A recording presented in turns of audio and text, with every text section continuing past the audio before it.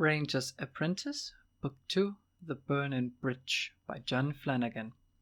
Chapter 1. It was close to midnight when the single rider reined in his horse outside the small cottage set in the trees below Castle Redmond. The laden pack pony trailing behind the saddle horse ambled to a halt as well. The rider, a tall man who moved with the easy grace of youth, swung down from the saddle and stepped onto the narrow veranda, stooping to avoid the low-lying eaves. From the lean-to stable at the side of the house came the sound of a gentle nickering, and his own horse's head rose as he answered the greeting. Ryder had raised his fist to knock at the door when he saw a light come on behind the curtained windows. He hesitated. The light moved across the room, and a second or so later the door opened before him. "Gillen," Holt said without any further note of surprise in his voice. "What are you doing here?" The young ranger laughed incredulously as he faced his former teachers. "How do you do, Holt? How could you possibly know it was me arriving in the middle of the night before you even opened the door?" Holt shrugged, gesturing for Gillen to enter the house. He closed the door behind him and moved to the neat little kitchen, opening the damping vent on the stove and sending new life flaring into the wood coals inside. He tossed a handful of kindling into the stove and set a copper kettle on the hot plate over the fire chamber, shaking it first to make sure there was plenty of water in it. "I heard your horse some minutes ago," he finally said. "Then when I heard Abelard call a greeting, I knew it had to be a ranger horse." He shrugged again. "Simple when you explained it," the jester said. Gillen laughed again in reply. "Well, now that it narrowed down to 50 people, didn't it?" he said. Holt cocked his head on one side with a pitying look. "Gillen, I must have heard you stumbling up the front step 1,000 times when you're studying with me. Give me credit for recognizing that sound once more." The younger ranger spread his hands in a gesture of defeat. He unclasped his cloak and hung it over the back of the chair, moving a little closer to the stove. It was a chilly night, and he watched Holt measuring coffee into a pot with some anticipation. The door to the rear room of the house opened, and Will entered the small living room, his clothes pulled on hastily over his nightshirt, his hair still tousled from sleep. "Evening, Gillen," he said casually. "What brings you here?" Gillen looked from one to the other in something like despair. "Isn't anybody surprised when I turn up in the middle of the night?" he asked of no one in particular. Holt, busy with the stove, turned away to hide a grin. A few minutes earlier he'd heard Will moving hurriedly to the window as the horses drew closer to the cottage. Obviously his apprentice had overheard Holt's exchange with Gillen and was doing his best to emulate his own casual approach to the unexpected arrival. However, knowing Will as he did, Holt was sure that the boy was burning with curiosity over the reason for Gillen's sudden appearance. He decided he'd call his bluff. "It's late, Will. You may as well go back to bed. We'll have a busy day tomorrow." Instantly, Will's nonchalant expression was replaced by a stricken look. The suggestion from his master was tantamount to an order. All thought of appearing casual departed instantly. "Oh, please, Holt," the boy exclaimed. "I want to know what's going on." Holt and Gillen exchanged a quick grin. Will was actually hopping from one foot to another as he waited for Holt to resign to his suggestion that he should go to bed. The grizzled ranger kept a straight face as he set 3 steaming mugs of coffee on the kitchen table. "Just as well I made 3 cups then, isn't it?" he said, and Will realized that he'd been having his leg pulled. He shrugged, grinning, and sat down with his 2 seniors. "Very well, Gillen, before my apprentice explodes with curiosity, what is the reason for this unexpected visit?" "Well, it has to do with those battle plans you discovered last week.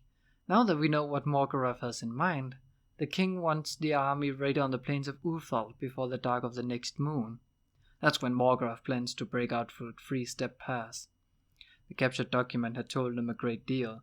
Morgoth's plan called for 500 Scandian mercenaries to make their way through swamps of Finland and attack the Ireland garrison at 3-Step Pass. With the pass undefended, Morgoth's main army of walkers would be able to break out and deploy onto the battle order on the plans. "So Duncan plans to beat him to the punch," Holt said, nodding slowly. "Good thinking.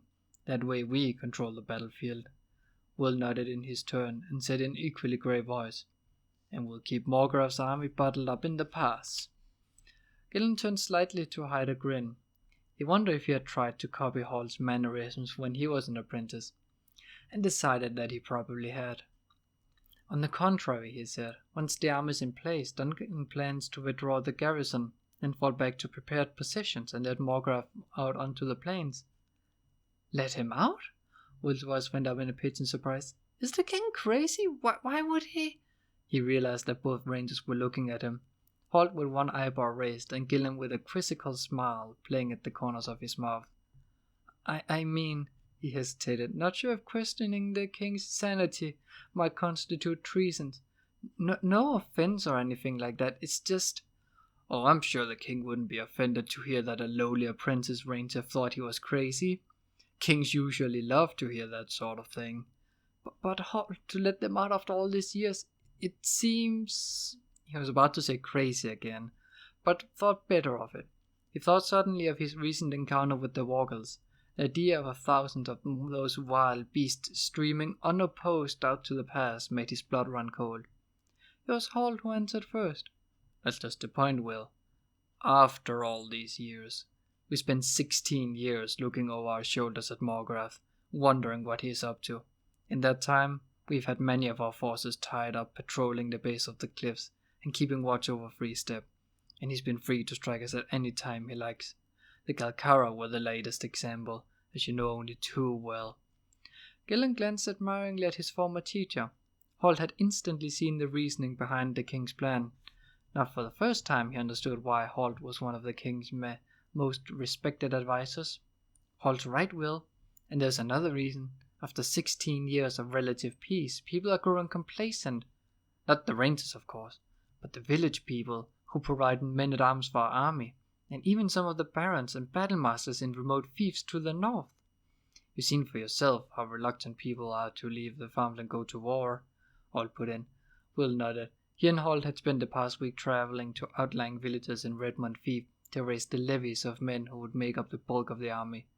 On more than one occasion they had been met with outright hostility that melted away as Holt exerted the full force of his personality and reputation. As far as King Duncan is concerned, now is the time to settle this. We are strong as we'll ever be, and any delay will only weaken us. This is the best opportunity we'll have to get rid of Morgoth once and for all. All of which back to my original question. What brings you here in the middle of the night, Gillen? Orders from Crowley, Gillen said crisply. He placed a written dispatch on the table, and Holt, after an inquiring look at Gillen, unrolled it and read it. Crowley was the commander of the Rangers. Will knew the most senior of all the 50 Rangers in the corps. Holt read then rolled the orders closed again. So you're taking a dispatch to King Squidden of the Celts, he said. I assume you're invoking the mutual defense treaty that Duncan signed with him some years ago. Gillen nodded, sipping appreciatively at the fragrant coffee. The king feels we're going to need all the troops we can muster. Holt nodded thoughtfully. I can't fault his thinking there, he said softly. But he spread his hands in a questioning gesture. If Gillen were taking dispatches to Celtica, the sooner he got on with it, the better, the gesture seemed to say. Well, it's an official embassy to Celtica. He laid a little stress on the last word, and suddenly Holt nodded his understanding. Of course, the old Celtic tradition. Superstition, more like it, Gillen answered, shaking his head. It's a ridiculous waste of time as far as I'm concerned. Of course it is, Holt replied, but the Celt insist on it, so what can you do? Will looked from Holt to Gillen and back again. The two rangers seemed to understand what they were talking about. But Will thought they might as well have been speaking Esplanade. It's all very well in normal times, Gillen said, but with these preparations for war, we're stretched thin in every area. We simply don't have the people to spare. So Crowley thought. I think I'm ahead of you, Holt said finally. Will could bear it no longer. Well, I'm way behind of you, he burst out. What on earth are you two talking about? You speaking Ireland, aren't you? It's not some strange foreign tongue that just sounds like it, but makes no sense at all? Chapter 2. Holt turned slowly to face his impulsive young apprentice and raised his eyebrows at the outburst. Will, subsiding, muttered, Sorry, Hald, and the old ranger nodded. I think so. It's more than obvious that Gillen is asking if I'll release you to accompany him to Celtica. Gillen nodded confirmation of the fact, and Will frowned, puzzled by the sudden turn of events. Me? He said incredulously. Why me? What can I do in Celtica? The moment the words had left his mouth, he regretted them. He should have learned by now never to give Hal the sort of opening. Hall pursed his lips as he considered the question. Ask interminable questions, interrupt your betters, and forget to do your chores, I suppose. The real question is, can you be spared from duty here? And the answer to that is, definitely. Then why? Will gave up. They would either explain or they wouldn't, and no amount of asking would make Holt deliver the explanation a second sooner than he chose to. In fact, he's beginning to think that the more questions he asked, the more Holt actually enjoyed keeping him dangling. It was Gillen who took pity on him, perhaps remembering how close-mouthed Holt could be when he chose. I need you to make up the numbers, Will, he said. Traditionally, the Celts insist that an official embassy be made up of 3 people, and to be honest, Holt's right. You're one who can be spared from the main effort here in Ireland. He grinned a little ruefully. If it makes you feel any better, I've been giving the mission because I'm the most junior ranger in the corps. But why 3 people? Will asked, seeing that Gillen at least seemed disposed to answer the questions. Can't one deliver the message? Gillen sighed. As we were saying, it's a superstition among the Celts. It goes back to the old days of the Celtic Council, when the Celts and the Scotti and the Hibernians were once alliance. They were ruled by a triumvirate. The point is, Holt interrupted, of course Gillen can take the message to them, but if he's a sole messenger, they'll keep him waiting and fob him off for days or even weeks while they dither over form and protocol, and we don't have that sort of time to waste. There's an old Celtic saying that covers it. 1 man may be a deceit, 2 can be a conspiracy, 3 is the number I trust. So you're sending me because you can do without me? Will said, somewhat insulted by the thought. Holt decided it was time to message Will's young ego a little. But only a little. Well, we can as a matter of fact, but you can't just send any one of these embassies. The 3 members have to be some sort of official status or position in the world. They can't be simple men-at-arms, for example. And you will, Gillen added, a member of the Ranger Corps. That will carry a certain amount of weight in the Celts. I'm only an apprentice, Will said, and was surprised when both men shook their heads in disagreement. You wear the oak leaf, Holt told him firmly. Bronze or silver, it doesn't matter, you're one of us. Will brightened visibly at his teacher's statement. Well, he said, when you put it like that, I'd be delighted to join you, Gillen. Holt regarded him dryly. It was obviously time for the ego-stroking to end, he thought. Deliberately he turned to Gillen. So, can you think of anyone else who's totally unnecessary to be the 3rd member? Gillen shrugged, smiling as he saw Will subside. That's the other reason Crowley sent me here. Since Redmond is one of the larger thieves, he thought you might be able to spare someone else from here. Any suggestions? Holt rubbed his chin thoughtfully, an idea forming. I think we might just have the person you need. He turned to Will. Perhaps you better get some sleep. I'll give Gillen a hand with the horses, and then we'll go up to the castle. Will nodded. Now that Holt mentioned sleep, he felt an irresistible urge to yawn. He rose and then headed for his small room. See you in the morning, Gillen. Bright and early, Gillen smiled, and Will rolled his eyes in mock horror. I knew you'd say that, he replied. Holt and Gillen bedded the 2 horses down and strolled through the fields towards Castle Redmond, in companionable silence.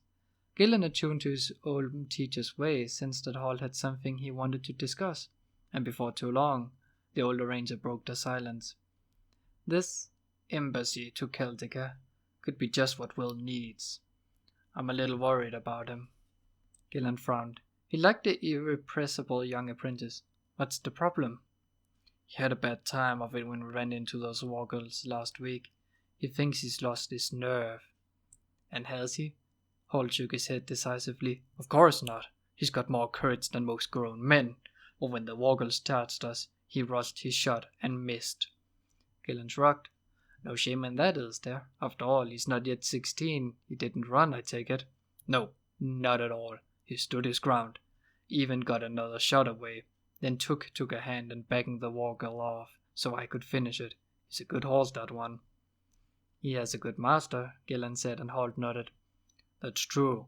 Still, I think a few weeks away from all these war preparations will be good for the boy. It might get his mind off his trouble if he spends some time with you and Horace. Horace? Gillen asked. He's the third member I'm suggesting, one of the battle school apprentices, and a friend of Will's. Holt thought for a few moments, then nodded to himself. Yes, a few weeks with people closer to his own age will do him good. After all, folk do say I can be a little grim from time to time. You, Holt, grim? Who would say such a thing? Gillen said. Holt glanced at him suspiciously. Gillen was all too obviously just managing to keep a straight face. You know, Gillen, he said, sarcasm isn't the lowest form of wit. It's not even wit at all. Even though it was after midnight, the lights were still burning in Baron Errol's office when Holt and Gillen reached the castle. The Baron and Sir Rodney, Redmond's battlemaster, had a lot of planning to do, preparing for the march to the plains of Uthal, where they would join the rest of the kingdom's army. When Holt explained Gillen's need, Sir Rodney was quick to see where the ranger's thinking was headed. Horace? The small bearded ranger nodded, almost imperceptibly. Yes, it's not a bad idea at all, the battlemaster continued, pacing in the room as he thought it over. He has the sort of status you would need for that task. He's a battle school member, even if he's only a trainee. We can spare him from the force, leaving here at the end of the week, and... He paused and looked meaningfully at Gillen. You might even find he's a useful person to have along. The younger ranger looked at him curiously, and Sir Rodney elaborated. He's one of my best trainees, a real natural with a sword. He's already better than most members of the battle school, but he does tend to be a bit formal and inflexible in his approach to life. Perhaps an assignment with 2 undisciplined rangers might teach him to loosen up a little bit. He smiled briefly, to show that he meant no offense by the joke, then glanced at the sword Gillen wore at his hip. It was an unusual weapon for a ranger. You're the one who studied with McNeil, is that right? Gillen nodded. The swordmasters? Yes, that was me. Muttered Sir Rodney, and regarding the tall ranger with new interest. Well, you might see your way clear to giving Horace a few pointers while you're on the road. I take it as a favor, and you'll find he's a quick learner. I'd be glad to, Gillen replied. He thought that he'd like to see this apprentice warrior. He knew from his time at Redmond as Saul's apprentice that Sir Rodney wasn't given to overstating praise for any of the students in the battle school. Well, that's settled then, Baron Errol said, anxious to get back to planning the 1001 details of the march to Uthal. What time will you be leaving, Gillen? Soon after sunup as I can, sir, Gillen replied. I'll have Horace report to you before first light, Rodney told him, and Gillen nodded. Sensing that the meeting was over, the Baron's next words confirmed it for him.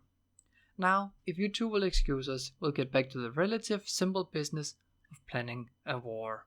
Chapter 3. The sky was heavy with sullen rain clouds. Somewhere the sun may have been rising, but here there was no sign of it, just a dull, grey light that filtered through the overcast, and gradually, reluctantly, filled the sky. As the little party crested the last ridge, leaving the massive shape of Castle Redmond behind them, the new day finally gave in to the clouds and it began to rain, a cold spring rain. It was light and misting, but persistent. At first it ran off the riders' treated woolen cloaks, but eventually it began to soak into the fibers. After 20 minutes or so, all 3 were hunched in their saddles, trying to retain as much body warmth as they could. Gillen turned to his 2 companions as they plodded along, eyes down, hunched over their horses' necks. He smiled to himself, then addressed Horace, who was keeping a position slightly to the rear alongside the pack pony Gillen was leading. Well then, Horace, he said, are we giving you enough adventure for the moment? Horace wiped the misting rain from his face and grimaced ruefully. Less than I'd expected, sir, he replied, but it's still better than close order drill. Gillen nodded, grinning at him. I imagine it is at that. Then he added kindly, there's no need to ride back there, you know. We rangers don't stand in ceremony too much. Come and join us. He nudged Blaze with his knees, and the bay mare stepped out into open gap for him. Horace eagerly urged his horse forward to ride along, level with the 2 rangers. Thank you, sir, he said gratefully. Gillen cocked an eyebrow at Will. Polite, isn't he? Obviously manners are well taught in the battle school these days. Nice to be called sir all the time. Will grinned at the kindly meant jibe. Then the smile faded from his face as Gillen continued thoughtfully. Not a bad idea to have a bit of respect shown. Perhaps you could call me sir as well, he said, turning his face away to study the tree line on to the side, so that Will couldn't see the faint trace of a grin that insisted on breaking through. Aghast, Will choked over his answer. He couldn't believe his ears. Sir? He said finally. You want me to call you Sir, Gillen? Then, as Gillen frowned slightly at him, he amended hurriedly in great confusion. I mean, sir. You want me to call you Sir? Sir? Gillen shook his head. No, I don't think Sir is suitable, nor Sir Gillen. I think just this one Sir would do nicely, don't you? Will couldn't think of a polite way of phrasing what was in his mind and gestured helplessly with his hand.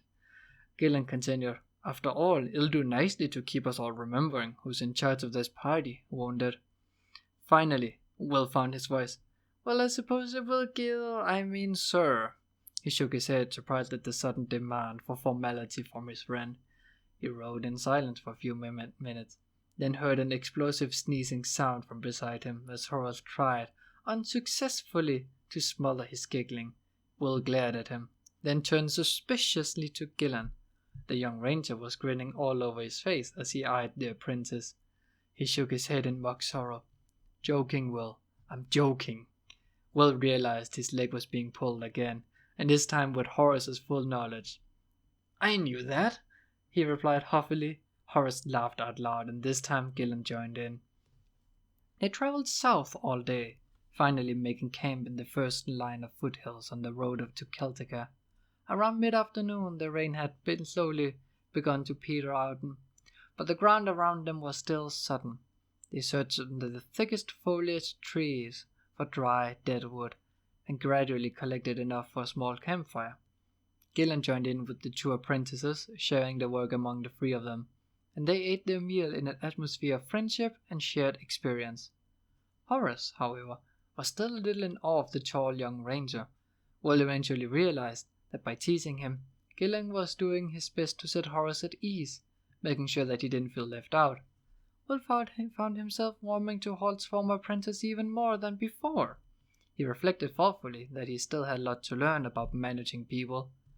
He knew that he faced at least another 4 years of training before his finished apprenticeship. Then he supposed he'd be expected to carry out clandestine missions, gather intelligence about the kingdom's enemies, and perhaps lead elements of the army, just as Hall had. The thought that one day he would have to depend on his own was a daunting one. He sighed. Sometimes it seemed that life was determined to be confusing. Less than a year ago, he had been a nameless, unknown orphan in Castle Redmond Ward. Since then, he had begun to learn the skills of a ranger, and bask in the admiration and praise of everyone at Redmond Fief, when he had helped the barons, Sir Rodney and Holt, defeat the terrifying beasts known as the Calcara. He glanced across at Horace, the childhood enemy, who had become his friend, and wondered if he felt the same bewildering conflict of emotions. The memory of the days in the ward together reminded him of his other friends, George, Jenny, and Alice, now apprentices to their own craft masters. He wished he had time to say goodbye to them before leaving for Celtica, particularly Alice. He shifted uncomfortably as he thought of her. Alice had kissed him after his homecoming dinner at the inn, and he still remembered the soft touch of her lips. Yes, he thought, particularly Alice. Across the campfire, Gillen observed Will through half-closed eyes. It wasn't easy being Halt's apprentice, he knew. Holt was a near-legendary figure, and that laid a heavy burden on anyone apprenticed to him. There was a lot to live up to. He decided that Will needed a little distraction. Right, he said, springing lively to his feet. Lessons! Will and Horace looked at each other. Lessons? Said Will in a pleading tone of voice. After a day in the saddle, he was hoping for his bedroll. That's right, Gillen said cheerfully. Even though we are on a mission, it's up to me to keep up with the instructions for you two. Now it was Horace's turn to be puzzled. For me? He asked. Why should I be taught any ranger skills? Gillen picked up his sword and scabbard from where they lay beside his saddle. He withdrew the slender shining blade from its plain leather receptacle. There was a faint hiss as it came free, and the blade seemed to dance in the shifting firelight. Not ranger skills, my boys. Combat skills. Heaven knows we'll need them as sharp as possible before too long. There's a war coming, you know. He regarded the heaviest boy before him with a critical eye. Now let's see what you know about that toothpick you're wearing. Oh, right, said Horace, sounding a little more pleased about this turn of events. He never minded a little sword practice, and he knew it wasn't a ranger skill. He drew his own sword confidently and stood before Gillen, point politely lowered to the ground. Gillen struck his own sword, point first into the soft earth, and held out his hand for Horace. May I see that, please? Horace nodded and handed it to Gillen hilt first. Gillen hefted it, tossed it lightly, then swung it experimentally a few times. See this, Will? This is what you look for in a sword. Will looked at the sword, unimpressed. It looked plain to him. The blade was slightly blued steel, simple and straight.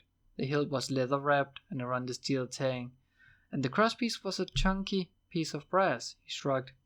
Doesn't look special, he said apologetically, not wanting to hurt Horace's feelings. It's not how they look that counts, said Gillen.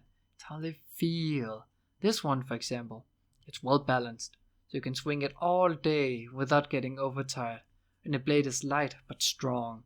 I've seen blades twice this thick snapped in half by a good blow from a crutchel.